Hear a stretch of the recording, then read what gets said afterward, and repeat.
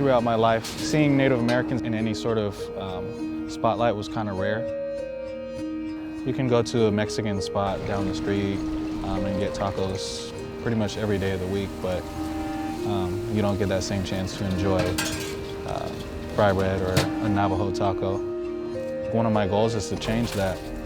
I want more people to enjoy Native American cuisine. This is what we use as our taco shell, but it's Native American fry bread.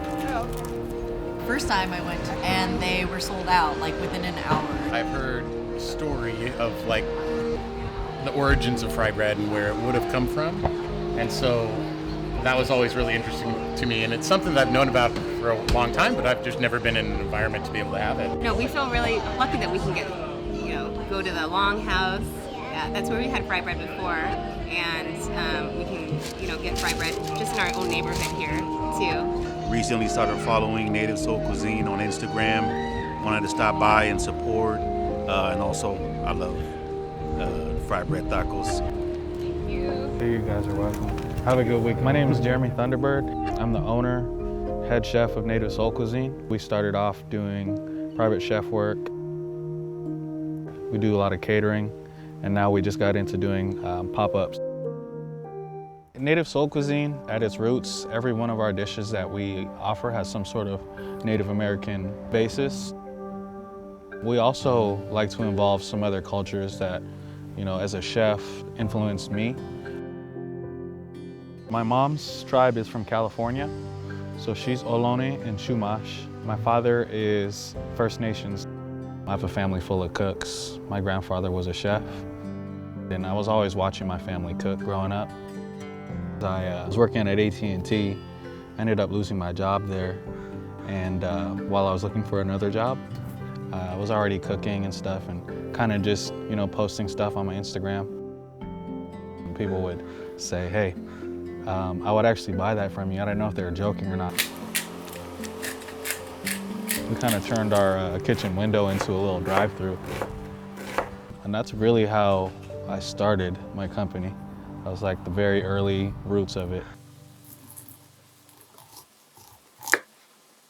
With Native Soul Cuisine, we focus on indigenous ingredients, and we don't just do one type of, regional cuisine. I try and include stuff that comes from all over. Like Three Sisters stew, traditionally was an Iroquois recipe. I also like to incorporate blue corn, things like, it's called blue corn mush. And that's mainly a southwestern ingredient. My heritage comes from the West Coast. We do a lot of fishing. So that's like a staple in our diet, and we make a smoked salmon mac and cheese. So that's kind of combining, different elements like a soul food with a Native American staple. Food is a history book. I say that a lot because it's so true, and you can learn a lot about a society by what their diet looks like.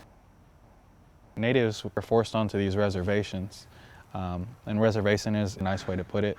They're really prisoner of war camps, and how fry bread came to be, the story goes that the government gave us these commodity ingredients, flour, sugar, salt, and lard. And that's basically what we use to kind of sustain ourselves.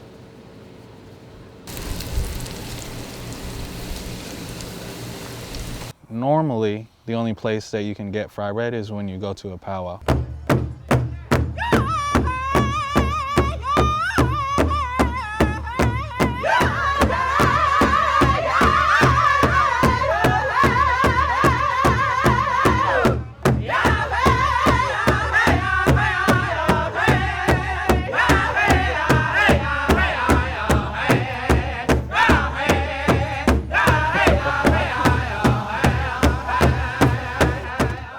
Powwows have always, that was a huge part of my upbringing. I think it's just one of the places where you get to see people that look like you. And you know that they also struggle with a lot of things that you struggled with. There's a spiritual lift. People see us as just kind of mythical and almost fairy tale, like that we don't exist. And with Native Soul Cuisine, it kind of proves that wrong. powwows, the biggest influence it had on how I cook and what I cook is that I wanted to give other people that same experience of, you know, this is a rare chance where you get to enjoy Native American culture.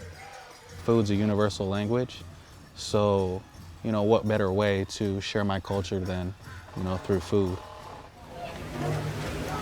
Here you go, hun.